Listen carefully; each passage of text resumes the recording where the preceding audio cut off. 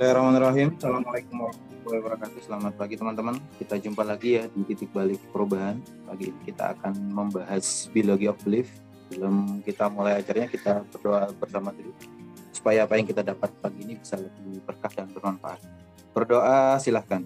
A'udzubillahi minasyaitonirrajim. Bismillahirrahmanirrahim. Rabbi zidna ilma warzuqna fahma birahmatika ya arhamar rahimin. Amin. Terima kasih. Monggo, Kang. Oke. Bismillahirrahmanirrahim ya. Assalamualaikum warahmatullahi wabarakatuh.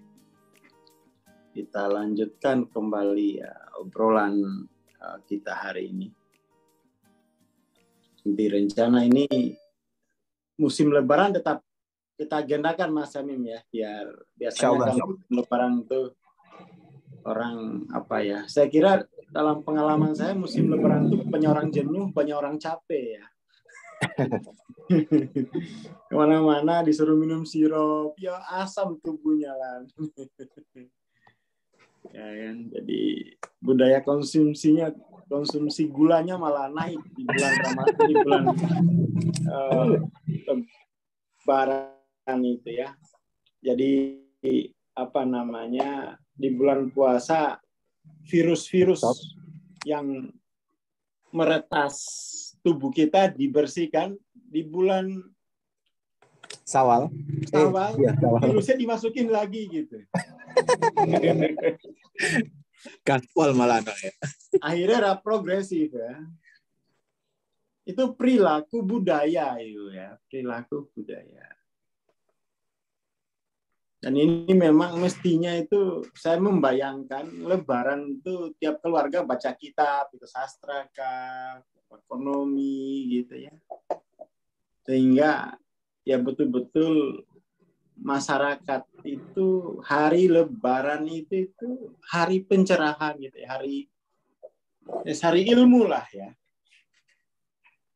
Karena kita sudah membersihkan coding dari coding-coding yang ditulis oleh Tuhan itu pada tubuh kita dari virus-virus budaya gitu ya.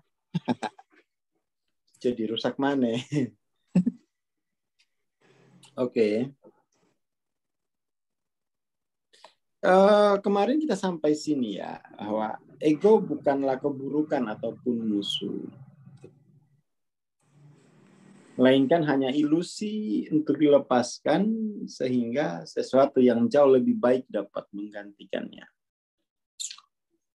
Jadi kita mesti yang lebih baik gitu ya. Dan tentu saja sesuatu yang lebih baik bagi diri kita itu tidak ada yang lebih baik daripada wahyu itu kan. Ya kan. Tidak ada yang lebih baik dari itu saya kira.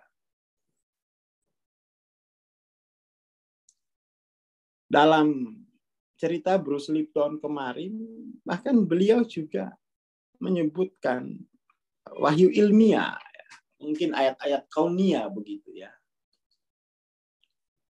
Yang itu dia juga ingin menghancurkan fake belief atau belief yang sifatnya reduksionis tentang kehidupan dan dirinya gitu ya. Jadi saya melihat di barat itu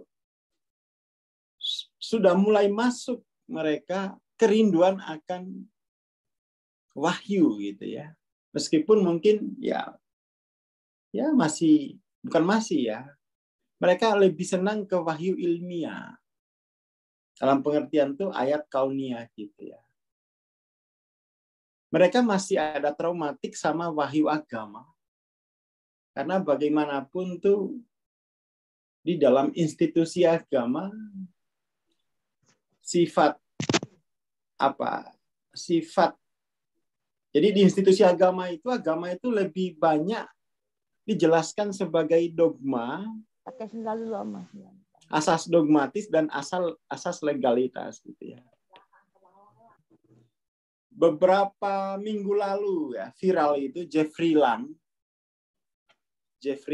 itu seorang profesor matematika. Kemudian itu memilih untuk berislam gitu, habis syahadat ikut ngaji. Isinya legalitas, sampai terpikir aku murtad lagi aja nih katanya. Aku kok dicek kok kidok, wah sama legalitas. Tapi karena dia cinta dengan ilmu pengetahuan gitu ya, akhirnya dia teliti sendiri kan, Quran itu apa. Gitu. Dia teliti, dia menemukan hanya 3% Quran itu berbicara tentang nature of legalitas itu kan. Selebihnya itu hal yang menarik katanya. Sehingga dia bilang, waduh kalau saya ikuti ustadz yang yang ceramah tentang Quran ini saya mau murtad aja bawaannya gitu ya. Karena ceramahnya dogma legalitas padahal masih banyak hal yang lebih tinggi gitu ya. Jadi ada semacam ya mungkin apa ya, di agama-agama lain juga saya kira itu beberapa teman juga nyesek gitu dengan budaya dogma legalitas ini, seolah-olah ada ketakutan terus. Jadi yaitu di barat ada tendensi itu sudah jadi gelombang besar saya kira. Gerakan-gerakan New Age itu kan gerakan yang ingin keluar dari dogma dan ini kan. Mereka ingin mencari sendiri deh. Ada muncul gerakan New Age itu dianggap membahayakan agama institusi gitu ya. Saya sendiri, yes kalau institusi tidak memfasilitasi penemuan wahyu, penemuan ayat-ayat yang otentik, ya tinggal aja memang. Ya. Atau kita bikin institusi yang jauh lebih memfasilitasi kita, membersamai kita untuk mencari gitu loh. Bukan yang mengikat gitu kan. Tapi memfasilitasi kita untuk mencari. Kita jangan diikat. Ini baru ya. Pendekatan baru. Butuh seni baru gitu. Zaman ini udah butuh seni yang baru. Jadi bagaimana yang sudah ada itu dikemas sehingga kemudian itu dikemas untuk menjadi berbeda, atau berbeda tentu saja kita inginkan lebih tinggi kan, lebih tinggi, lebih mudah, lebih cepat gitu ya. Ini memang butuh kreativitas. Jadi kreativitas itu bukan menciptakan yang baru, karena memang di alam ini tidak ada yang baru, sudah selesai gitu. Kreativitas itu lebih pada menampilkan sesuatu yang sudah ada dengan cara yang baru gitu ya. Jadi kreativitas itu menampilkan kreativitas ya. Itu lebih pada menampilkan sesuatu yang sudah ada dengan cara yang baru.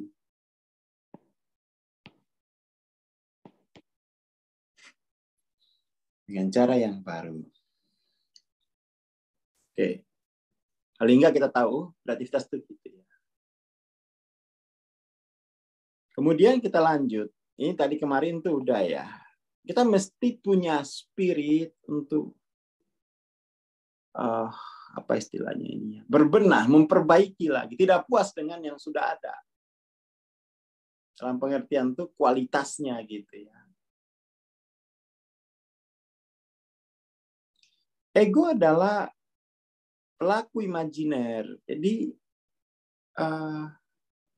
ego itu berarti objek imajiner gitu kan. Objek imajiner.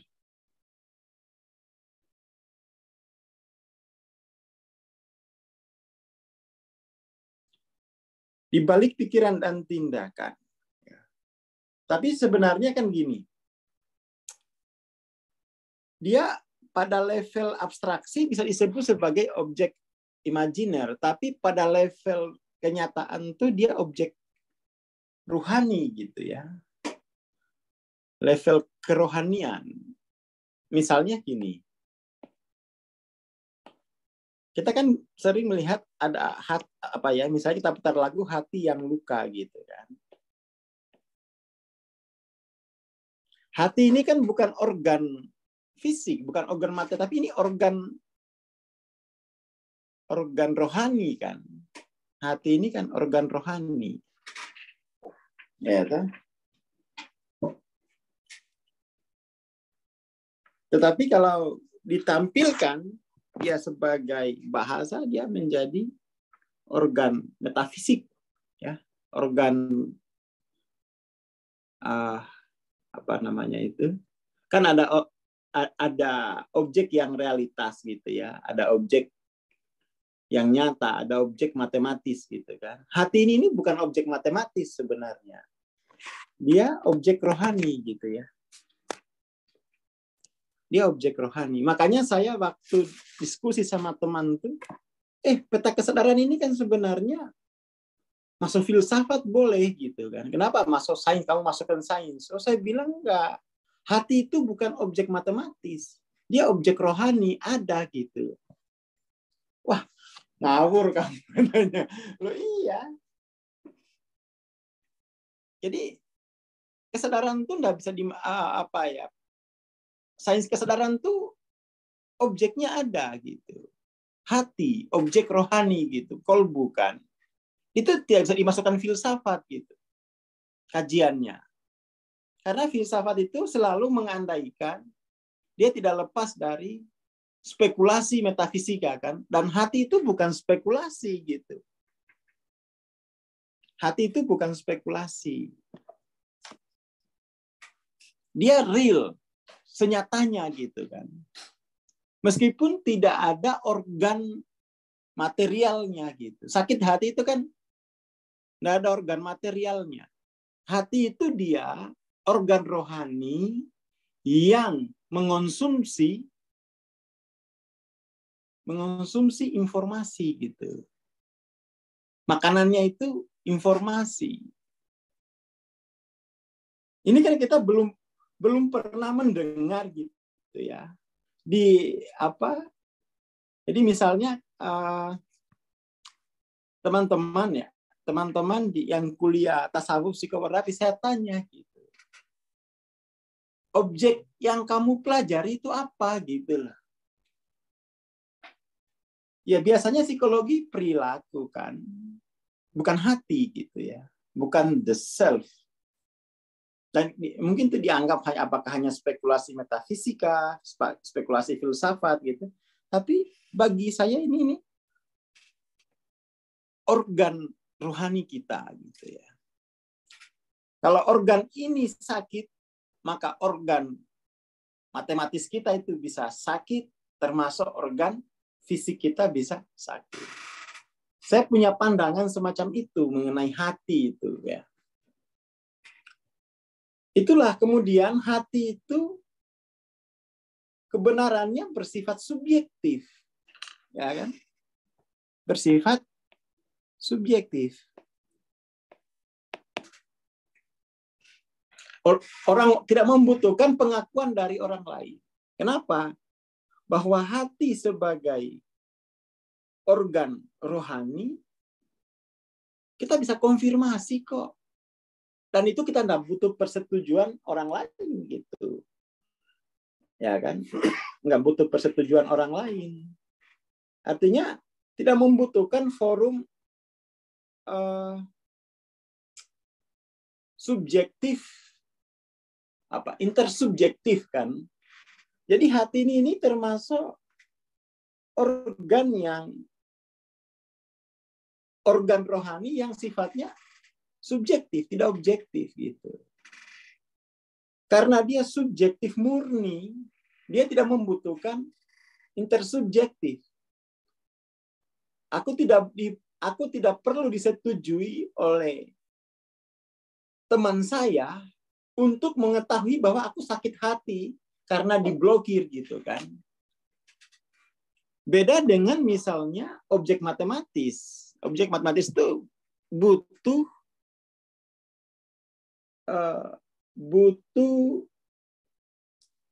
kesadaran subjektif, intersubjektif gitu kan. butuh intersubjektif. Misalnya rupiah. Ini kan objek matematis ini kan. Rupiah itu ini diyakini bersama-sama di masyarakat Indonesia gitu kan. Kalau hati itu nggak perlu diyakini gitu. Dia tampak pada dirinya sendiri. Jadi namanya urusan hati itu tidak membutuhkan apa? Ya, dia tidak bersifat intersubjektif. Kita harus sama-sama yakin ya tuh demi biar kemudian rupiah itu punya nilai kan gitu ya. Kita mesti harus bersatu. Bersatu itu kan karena intersubjektif. Bersatu bahwa untuk menjaga bangsa Indonesia gitu kan. Karena bangsa Indonesia itu organ matematis gitu. Nek ndak dijaga, dia kan diadakan saja kan. Sepakati saja. Tapi kalau hati itu tidak bisa intersubjektif. Ya kan? Kalau mungkin yang bisa itu ilmu apa? Definisi tentang hati itu bisa intersubjektif, tapi hati itu sendiri dia tidak membutuhkan intersubjektif gitu ya. Dan kita tidak ada sains tentang ini gitu, sains tentang hati ini. Maka saya berani saja waktu itu loh, ini harus sains loh. Kenapa bukan filsafat? Loh, ini bukan spekulasi matematis. Ya apa sih? Aku ngalami dari kecil kok, menderita gitu kan. Nah itu akhirnya teman saya, aku nggak ngerti kamu mengada-ada apa enggak gitu. Loh kamu ya apa? Masa sih nggak peka dengan organ rohani itu, gitu kan? Mestinya tahu itu. Tapi karena mungkin cara berpikirnya reduksionis, ya dia tetap bertahan. Mestinya filsafat ya wes lah ya, wes lah.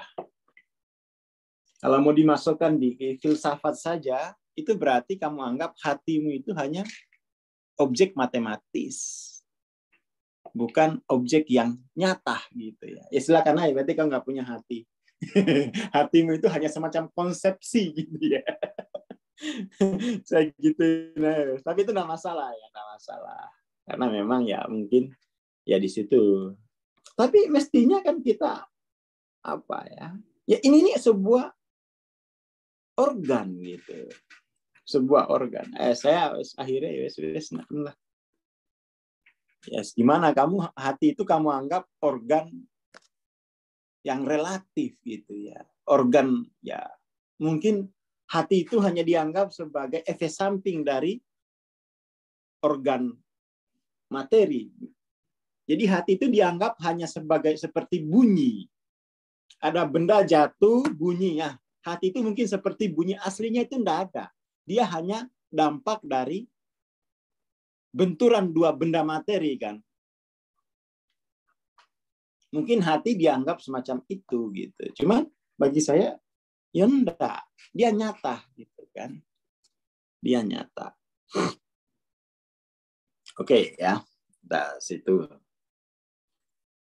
Itu salah satu alasan bahwa ya ada istilah harus ada spiritual science, objek materialnya itu adalah hati gitu kan. Diketahuinya dengan kesadaran, bukan dengan thinkingness. Ya kan? Tidak lewat thinkingness.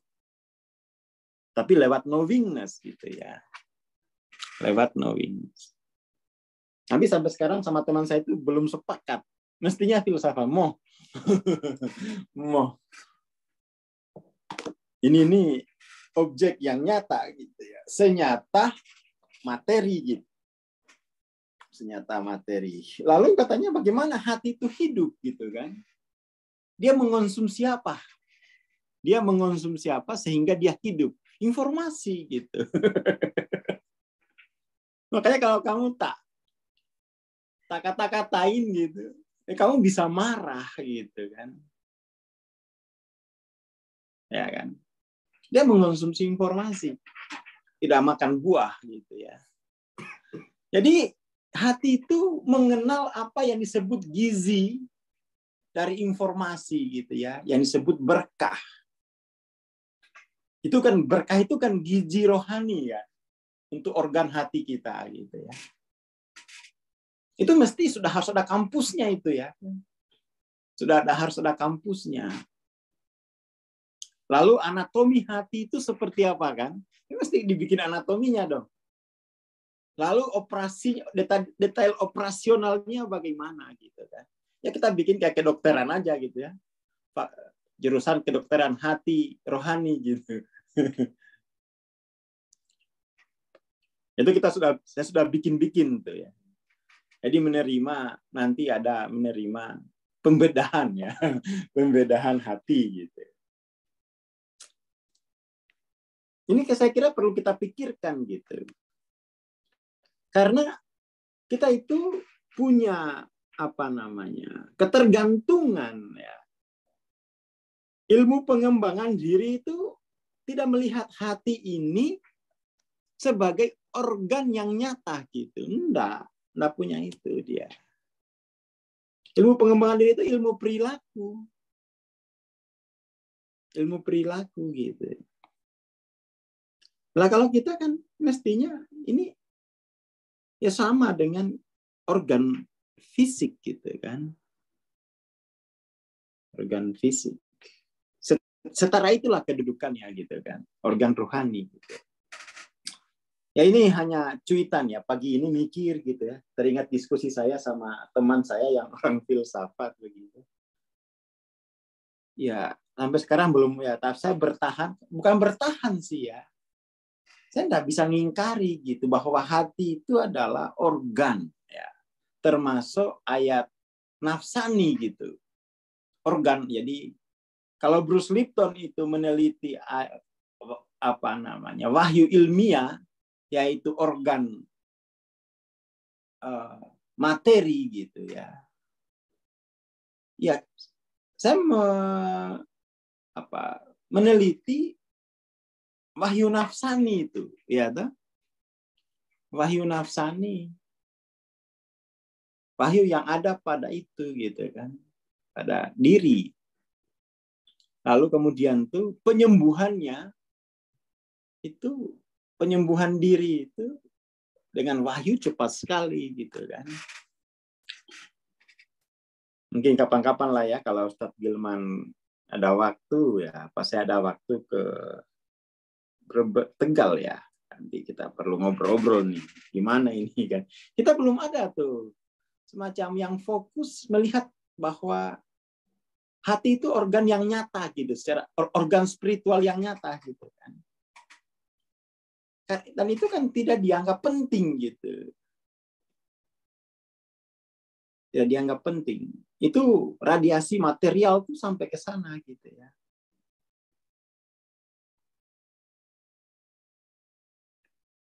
Oke. Jadi ego adalah pelaku imajiner di balik pikiran dan tindakan. Kehadirannya diyakini penting dan esensial bagi kelangsungan hidup. Alasannya yaitu kualitas utama ego adalah persepsi. Oleh karena itu, ego dibatasi oleh paradigma kausalitas yang dianggap benar gitu kan. Jadi ego itu tidak punya kecerdasan, dia tidak punya intelijensi gitu. Ego itu tidak punya intelijensi.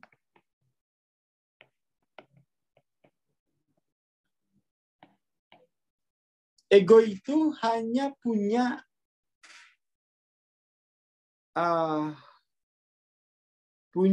rasionalitas, dan rasionalitas itu produk dari thinkingness gitu ya.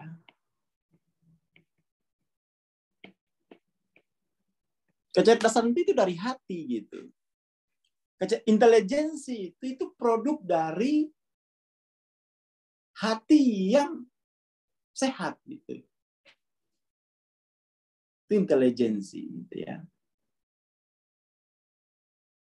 Itu produk dari hati yang sehat. Sementara rasionalitas itu produk thinkingness. Apa sih maksudnya thinkingness tuh? Saya bacakan ya. Jadi intelijensi itu proses learning gitu ya. Learning. Sementara thinkingness itu proses training. Intelijensi ini hasil dari learning. Sementara thinkingness atau ya thinkingness ini cukup dengan training. Ya, nah, kita selama ini itu learning apa training sih? Ya, learning apa training? Belajarnya gitu loh. Benar-benar learning apa training gitu. Nggak tahu. Oh iya. Ini soalnya itu terkait dengan perhatian kita mengenai hati ini gitu kan.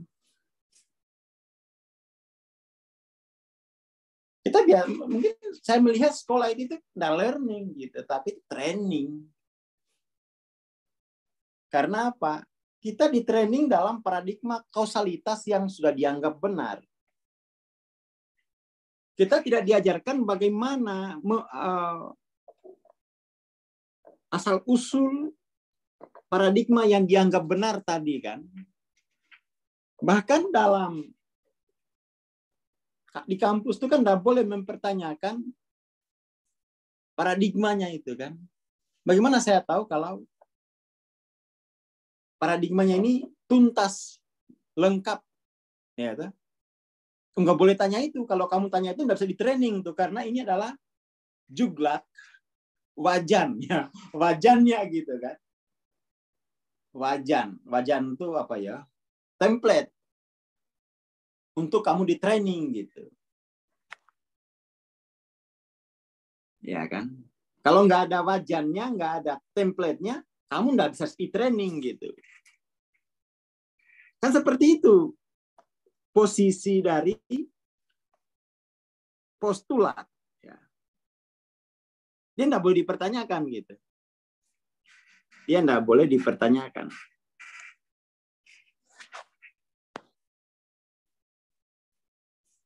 Nah,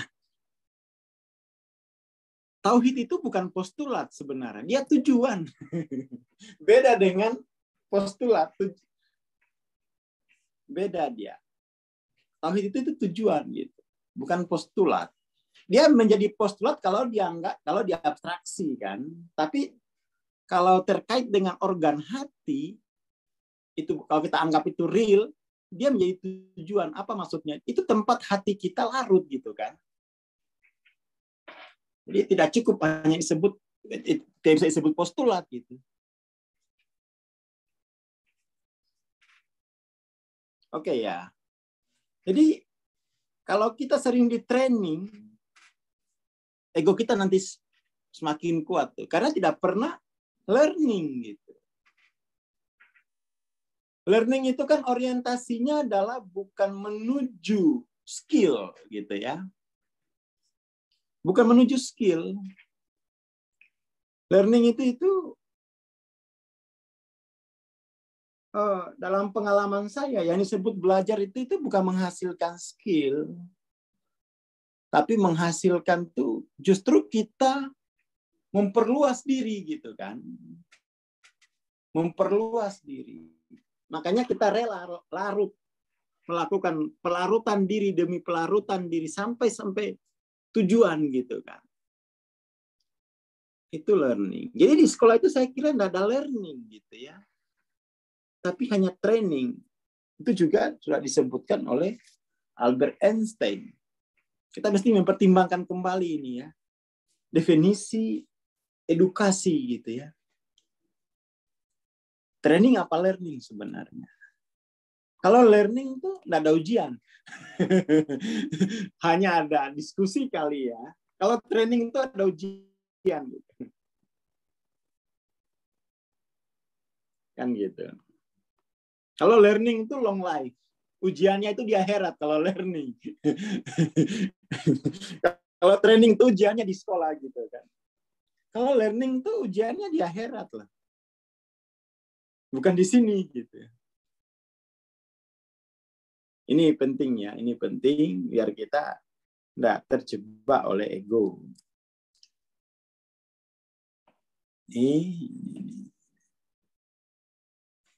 Training itu hanya menghasilkan sah atau tidak sah, bukan benar atau salah gitu. Kalau learning itu konfirmasi benar atau salah gitu ya. Kalau ini paling-paling nilai yang kita bisa berikan itu sah. Sah itu artinya sesuai dengan contohnya. Perkara itu benar apa enggak, ya enggak ngomongin itu gitu. Karena untuk benar itu mesti diperiksa. Yang diperiksa itu adalah tujuan. Ya, jadi kita enggak bisa ngomongin benar, kebenaran pada level training ini gitu. Kita hanya ngomongin valid atau tidak. Ya, tidak valid, tidak sesuai dengan judulnya. Spesimen apa ya? Tidak valid. Sementara learning itu dia menuju kemurnian. Dia ya kan? Dia murni apa enggak? Ya, learning itu memurnikan, mentazkiyah diri kita. Ya kan? Dan itu ukurannya itu di akhirat, lihat nanti seberapa dekat gitu ya. Makommu itu seberapa dekat dengan Tuhan gitu. Itu learning. Training itu enggak. Oh, ini sah dari disiplin, katakan ekonomi sah ini. Ilmu ekonomi yang sah. Dan seluruh masyarakat dunia itu enggak peduli lagi learning sama training itu ya, enggak peduli. Dan isinya sekolah kayaknya yang kampus deh, sekolah aja ya. Itu adalah training, not learning. Itu bencana. Itu bencana gitu ya. Kalau learning itu menuju kemurnian diri. Secara itu kemurnian tauhid itu kalau learning. Gitu ya.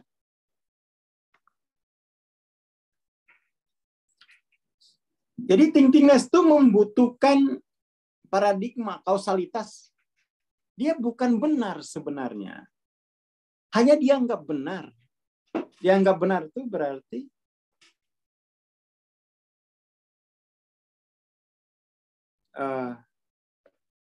ya masuk akal aja gitu.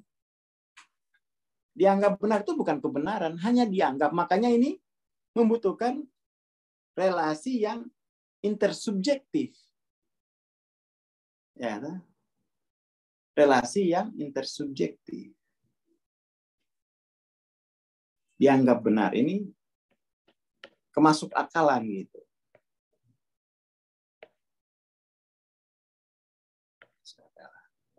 Kadang-kadang saya lihat teman saya kuliah gitu ya. Loh, kamu itu nggak learning kok. Masa iya sudah S2 nganggur. Ya kan? Sama dengan keadaanmu ketika kamu masih TK. Mereka kan masih nganggur tuh. S2 masih nganggur. Loh, kamu itu nggak learning berarti. Kamu hanya di training gitu. Kadang-kadang, kamu jangan bikin definisi yang nggak sesuai undang-undang pendidikan kita lah. Kamu nggak sekolah ya, kritisi orang sekolah gitu. Lu nggak gitu. Aku lihat kamu tuh dari masih tidak berdaya gitu kan. Namanya orang berilmu, learning itu mesti dia menuju berdaya kan. Menuju vitalitas, artinya vitalitas itu hanya bisa didapatkan kalau kita larut dalam tujuan gitu kan. Itu kamu kalau membaca kitab-kitab tradisi ulama itu kamu nggak dianggap alim gitu. Nggak masuk kategori alim hasil training ini kan. Ini levelnya itu mungkin skill ya. Dia dia punya skill, dia punya, sama dengan petani itu kan belum tentu alim kan. Dia hanya punya kemampuan mekanis gitu ya. Alim itu kan bukan kemampuan mekanis. Istilah Imam Ghazali itu chemistry bukan chemistry. Apa istilahnya itu ya? Learning itu kan menumbuhkan kemampuan, bukan kemampuan mekanis gitu ya. Dia bukan mekanis. Dia itu sifatnya itu, apa istilahnya itu ya? Berpikirnya itu berpikir ya kimiawi gitu ya. Proses kimiawi, proses untuk melarutkan kan gitu ya. Proses untuk memperluas kedirian gitu. Sementara yang di training itu justru mengecilkan kediriannya. Awalnya manusia tinggal jadi dokter. Di training jadi dokter kan.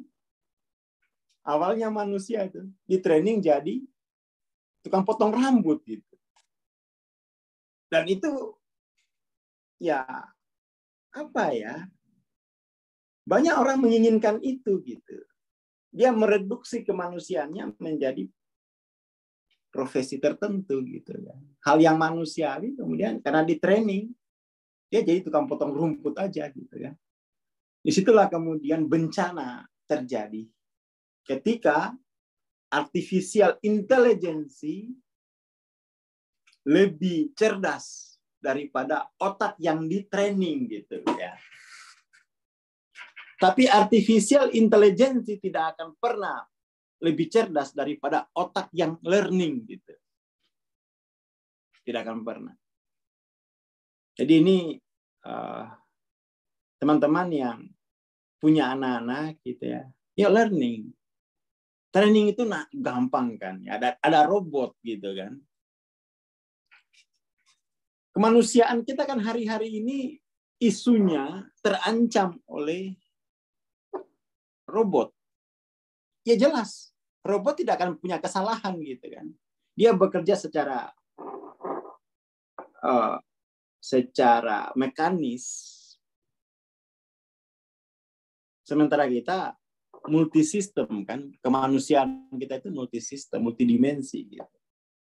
Dan yang diperlukan oleh hati kita itu adalah learning, ya, not training. Dan kalau training itu dia butuh tujuan. Tidak butuh paradigma. Butuh tujuan.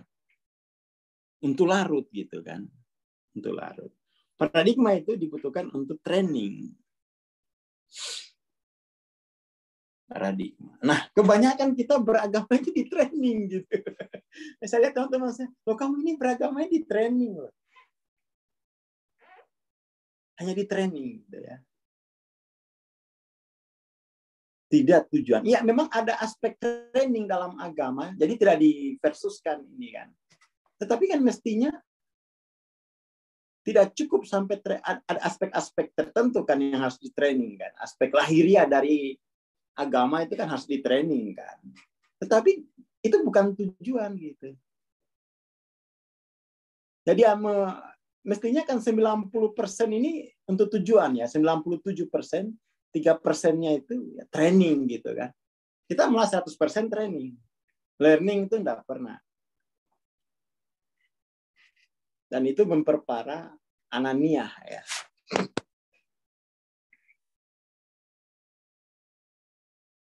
Kita lanjut satu poin lagi ya. Ini teman-teman yang sudah punya bukunya sambil di ini ya, sambil coret-coret gitu ya. Coret-coret.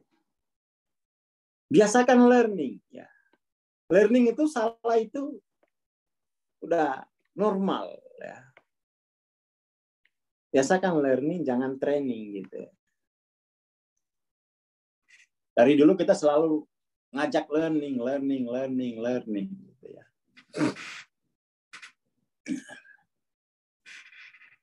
Oke.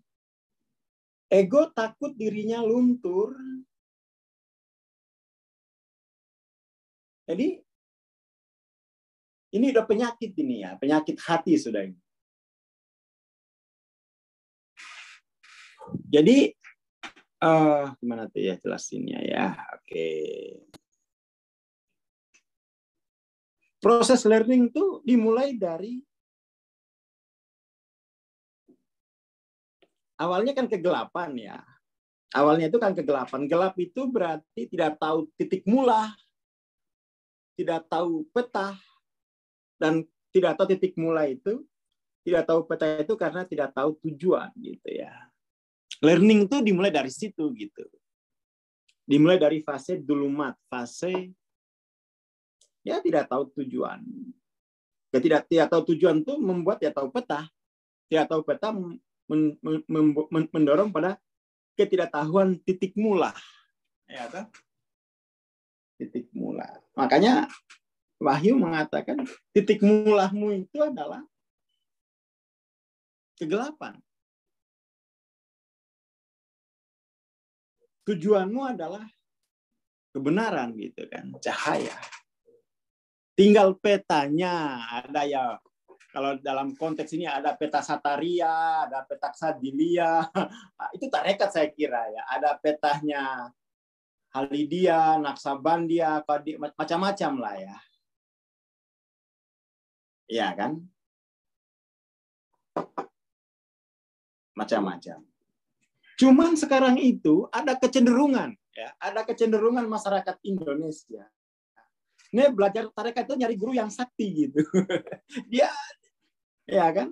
Dia nyari guru yang sakti, gitu. Nggak sampai tujuan tuh, nggak apa-apa, yang penting sakti gitu, gitu kan? Ada kecenderungan itu di masyarakat kita, nyari guru itu yang mana kesaktiannya, pilih tanding begitu ya. Mestinya kan kita mencari yang bisa membawa kita lebih cepat kepada tujuan gitu kan. Dan itu sudah menjadi rahasia umum. Di tarekat itu kalau ada misalnya pergantian mursyid, itu dibandingin untuk saktinya itu. Dibandingin saktinya, oh ini kok kurang sakti ya dari sebelumnya gitu. Bukan itu sebenarnya. Pergantian itu untuk membawa kamu tetap ke tujuan gitu ya. Didampingi sampai ke tujuan. Malah dibandingin saktinya kan, narsis. Ada tendensi itu di masyarakat kan. Saya ikut temannya dari macam-macam tarekat, perdukunan ya banyak. Gitu. Jadi kok tarekat kok mirip perdukunan, goleseng sakti gitu kan. Padahal tuh mestinya itu tujuan. Siapapun pembimbingnya, yes, bawa aku ke tujuan gitu ya. Bimbing aku sampai tujuan. Mau sakti mau enggak itu bukan ukuran gitu ya. Ini kita perjalanan. Ini kita learning gitu.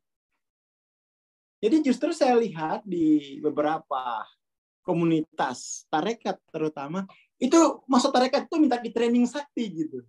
Bukan learning biar dia sampai tujuan. Waduh, virus materialis sudah masuk juga ke komunitas tarekat. Saya melihat itu gitu ya, melihat itu. Jadi minta di training biar sakti, biar macam-macam gitu ya. Bukan belajar, bukan learning untuk sampai tujuan gitu ya.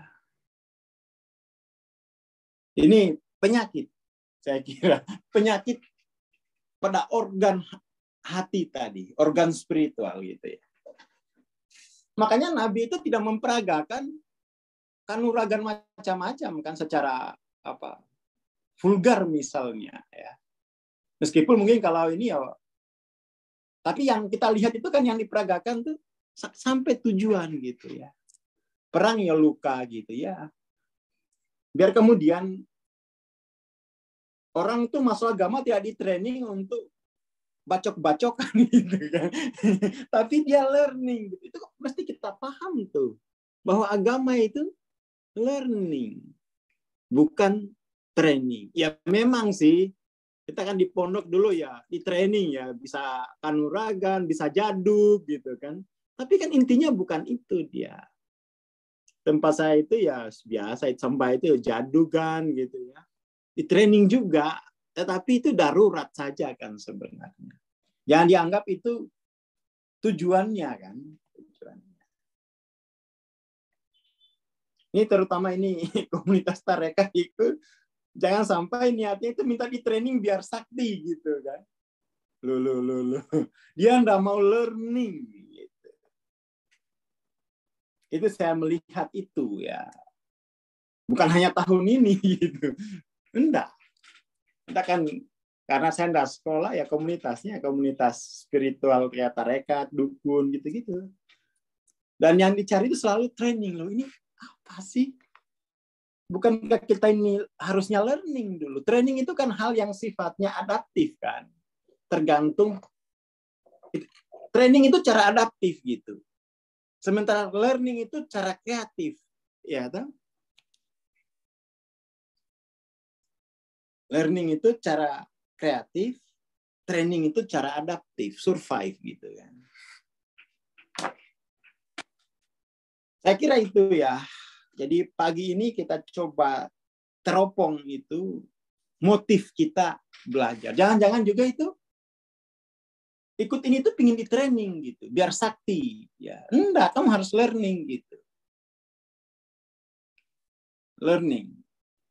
Learning itu sifatnya selalu tazkiyah gitu ya. Pensucian terus-menerus. Itulah learning itu. Pensucian diri dari kegelapan sampai holas, sampai ikhlas kan gitu ya. Sampai murni. Sampai murni. Itu namanya learning dan itu saya kira tidak ada ya di sekolah ya. Saya nggak tahu ya kalau sekolah di negeri Konoha. Kalau di Indonesia kayak ketuaannya Konda ya. Kalau di negeri Konoha mungkin ada. Ya Mas Yamim ya. Saya kira itu ya. Terima kasih. Selamat pagi. Jangan lupa dinonton rekaman Dissolving Ego-nya di www.pc Institute. Dengan obrolan semacam ini. Assalamualaikum warahmatullahi wabarakatuh.